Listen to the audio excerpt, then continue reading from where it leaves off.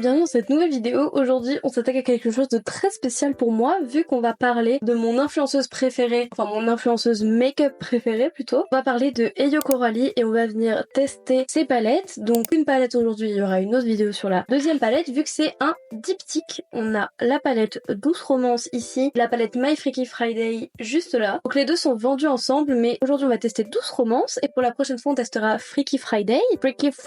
Donc celle-ci, l'harmonie est très rose et avec un petit peu de bleu et de violet. Donc bienvenue dans ce test de palette, haute en couleur mais surtout haute en rose. Vu qu'aujourd'hui je vais me concentrer sur les palettes, j'ai déjà fait mon teint. Je vais mettre tout de suite de la base à paupières puisque je vais utiliser des fards très pigmentés et j'ai envie de faire un make-up assez marqué et assez pigmenté. Vous pouvez mettre de l'anti-cerne, ça marche aussi très bien. Donc je mets de la base à paupières, j'ai la Beauty Bay. Je vais attaquer tout de suite, donc je vais utiliser ces deux roses là. Je pense que je vais utiliser le bleu et les paillettes, peut-être le violet pour faire une transition entre le rose et le bleu, mais je suis pas très sûre. En tout cas, je vais utiliser que les fards colorés, je vais pas utiliser le marron et le gris. Je veux vraiment faire quelque chose de flash aujourd'hui. Contrasté avec le latte make-up de la semaine dernière, aujourd'hui on veut du rose quoi. Donc je vais commencer par le rose moyen que je vais appliquer dans tout le creux de ma paupière et dessous. Je vais y aller, je vais charger un peu le dessous. Eyo Coralie, je crois que c'est une des premières youtubeuses make-up que j'ai suivies, vraiment. D'ailleurs, je regardais pas juste ses crash tests et tout, je suis vraiment chaque vidéo quand elle sortait et tout. Ah oui, j'ai oublié de le préciser, mais la palette est vegan et cruelty free vu qu'elle est en association avec Beauty Bay, donc c'est une marque anglaise qui fait que des produits vegan et cruelty free. Cruelty free, ça veut dire que ce n'est pas testé sur les animaux. Ensuite, je vais prendre le rose clair pour venir dégrader par-dessus. En fait, je la trouve vraiment bien parce qu'elle fait vraiment son truc dans son coin. Elle fait pas de drama et tout, vraiment elle est dans son truc, on voit qu'elle kiffe ce qu'elle fait. Et j'ai toujours trouvé ça très inspirant. Déjà, on a le même âge, donc ça me permettait de me projeter. Et en vrai, je pense qu'elle a permis à l'expansion de ma personnalité un petit peu. Vu qu'on avait le même âge et qu'elle faisait des make-up assez marqués. Alors, quand j'ai commencé à la suivre, elle était plus emo que rose quand même. Moi, j'étais pas du tout dans ce style emo, vraiment. J'étais la basic girl, enfin vraiment très très basique. Je pense que de la voir elle qui faisait des make-up hyper travaillés, hyper colorés et tout, et qui était hyper canon, bah du coup ça m'a permis de me dire que bah moi j'avais le droit aussi de le faire et que ben c'est pas parce que t'as plus 12 ans que t'as plus le droit de porter de rose, t'as plus le droit d'aimer les trucs un peu girly et tout. Et je pense qu'elle a vraiment participé à ça et je trouve ça vraiment trop cool. Enfin trop cool, elle le sait pas donc je sais pas, ouais, je la trouve bien, elle est mignonne, elle est marrante, elle ose plein de trucs et c'est très cool. Et comparé à d'autres influenceuses beauté, j'ai l'impression qu'elle a moins cette culture du cher. Je sais pas comment dire. J'en avais déjà parlé dans une vidéo, je me rappelle plus laquelle c'était, faudra que je retrouve. Et en gros, je disais que il y avait un truc en ce moment, je trouvais que c'était en avant des produits beaucoup trop chers en fait, et qu'on avait perdu le fait de rendre accessible le make-up à tout le monde. Et qu'en fait, on normalisait le fait que ce soit normal de dépenser 60 balles dans un gloss, que ce soit normal de payer 40 balles en fond de teint, alors que non, c'est pas normal. Ça peut être un choix, mais c'est pas normal de le faire en tout cas. On va venir cutter le crease. Pour faire un cut crease, vu que j'ai mis beaucoup de poudre, je vais venir prendre un coton-tige et de l'eau micellaire. Et en fait, je vais effacer la poudre que j'ai mis à l'endroit où j'ai plus envie qu'il y en ait. Pour faire ça, il faut surtout pas un démaquillant gras parce qu'après c'est impossible de remaquiller par-dessus. Vraiment utiliser une eau micellaire. Une fois qu'on a cuté le crease, on va venir reprendre notre base à paupières avec un pinceau plat pour remettre de la base là où on l'a enlevé en fait. Moi j'aimerais faire un truc, c'est que j'aimerais laisser un espace entre là et là, faire un trait après le liner.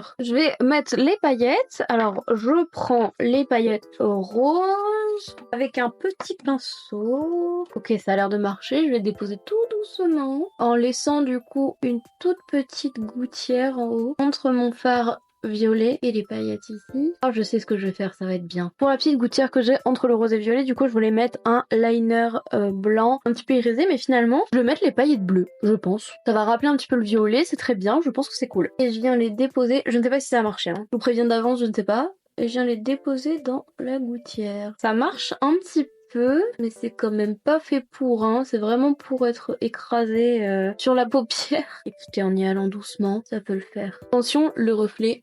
Je sais pas si ça va bien se voir à la caméra, Mais ici en fait on dirait que c'est blanc, quand je lève les yeux, boum, c'est bleu. Je me demande si les paillettes du coup c'est pas un duochrome blanc et bleu ou si c'est vraiment juste du bleu. Il est très beau en tout cas. Vu que j'y suis pour faire un rappel, je vais le mettre en dessous. Je le descends sur la cerne. En tout cas j'ai eu ce truc quand j'étais plus jeune, quand j'étais petite et quand j'étais au collège, de détester le rose parce que c'était un truc pour les fillettes. Et je suis bien contente aujourd'hui de renouer avec cette couleur parce que je trouve que c'est une couleur sublime et qu'on met trop de côté et qu'on associe trop au girly alors que c'est trop beau quoi. Alors bien sûr, moi je suis tombée dans l'extrême avec Hello Kitty et tout pour renouer avec cette partie de moi. J'adorais mes effets de terre pendant des années, mais le rose c'est extraordinaire. Bravo le rose. Tu sais, j'ai bien envie de réintensifier un tout petit peu juste au-dessus de la ligne et je pense que je vais le faire avec le violet. C'est juste pour apporter un petit peu de profondeur et de volume. Un petit dernier coup d'estompage. Pour les fards, on n'est pas trop mal. Je vais faire un petit trait de liner, donc j'ai celui de chez Beauty Bay.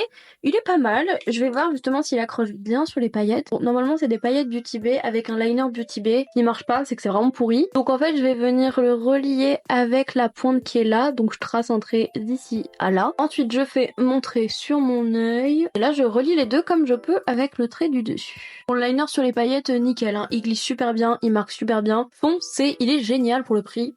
Incroyable. Vraiment, comme je vais devenir votre youtubeuse de beauté préférée, non je rigole. Le jour où vraiment je me mets à vous présenter des produits à 30 balles le liner et que je vous dis que c'est normal, arrachez-moi la tête. Je vous en supplie, dites-le moi dans les commentaires en mode Gomard t'as changé. Déjà pour ma base de teint, où est-ce qu'elle est? Cette base de teint, je l'ai payée 30 €. C'est un gros pot, hein, franchement c'est un grand format. Il me dure depuis hyper longtemps et déjà à chaque fois que je l'utilise, je souffre parce que ça coûte cher. Donc le jour où je dirais que de payer 60 balles pour un fond de teint c'est normal, c'est que je suis en danger quelque part, il y a un truc qui va pas. Pour le liner c'est bon, je vais mettre un petit peu d'highlighter avant de passer au mascara et au fossile. Donc évidemment pour l'highlighter je vais utiliser sa première palette, je crois qu'elle a pas de nom, je crois que c'est juste Hello Coralie palette. Parce qu'à l'intérieur il y a deux highlighters et il y a celui-ci qui a des reflets bleus et violets. C'est parfait pour le look qu'on a. Ce sont mes highlighters préférés, les deux, autant le doré que le violet. Je les trouve extraordinaires, je trouve qu'ils marquent très bien. Alors faut aimer les paillettes, hein. Faut pas aimer le naturel quoi. Mais bon, regardez-moi, est-ce qu'on est ici pour être naturel?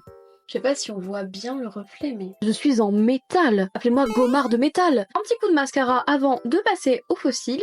Si jamais vous voulez savoir comment on pose les fossiles, j'ai fait cette vidéo. Parce que les fossiles, c'est pas si compliqué que ça. Vraiment, c'est pas si compliqué. Finalement, je collerai mes fossiles après ma bouche, puisqu'il faut que j'attende que mon mascara soit sec pour éviter de mettre du mascara partout. Donc pour la bouche, je vais combiner un matte lipstick et un gloss à paillettes. Pour le matte lipstick, c'est de la collection Sailor Moon, celui que je mets tout le temps. Je le trouve très bien parce qu'il a un fini velours, ce qui fait qu'il se sent pas du tout une fois qu'il sèche. Et moi qui ne supporte pas avoir la bouche maquillée, c'est très pratique. Et ensuite je vais utiliser la teinte Bloom en hommage à Heyo Coralie. Pareil, c'est la collection Colourpop, sauf que c'est les Wings, cette fois c'est pas Sailor Moon. Je mets des demi-fossiles. J'ai pas envie de mettre des fossiles en entier, je reste sur les demi. Pas masquer les couleurs. Là je suis en train d'utiliser une pince à épiler. Et je vois plein de gens qui ont peur d'utiliser une pince à épiler pour les fossiles. Mais c'est bête d'avoir peur, c'est vous qui la contrôlez la pince à épiler. Vous avez pas peur de la fourchette quand vous mangez, alors pourquoi vous aurez peur de la pince à épiler sur votre paupière qui plus est, c'est même pas dans votre œil. Un dernier petit coup de fixateur et on aura fini.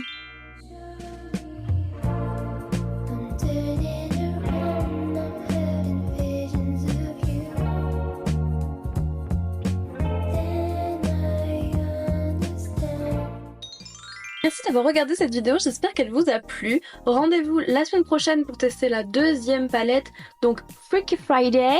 Là on n'est pas du tout sur les mêmes tonalités, là on est vraiment sur Barbie et Ken, là on est sur la sorcière du marais quoi. Ça fait très longtemps que j'avais pas fait un maquillage comme ça, donc je suis hyper contente. N'hésitez pas à me suivre sur Instagram pour avoir toutes les nouvelles infos pour les vidéos qui vont sortir, c'est là-bas que je donne le plus d'infos. Suivez-moi aussi sur TikTok pour voir un peu plus de contenu cosplay. D'ailleurs il y a du contenu cosplay qui arrive sur cette chaîne, je vais faire mon maquillage de Rose Quartz ainsi que de Hello Kitty, on est dans le thème. N'hésitez pas à vous abonner et à activer la cloche si cette vidéo vous a plu, à me laisser un petit commentaire. Je vous fais plein de bisous et je vous dis à bientôt. J'ai toujours l'habitude de dire à la semaine prochaine, mais pas du tout, maintenant il y a d'autres vidéos partout. Bisous, prenez soin de vous.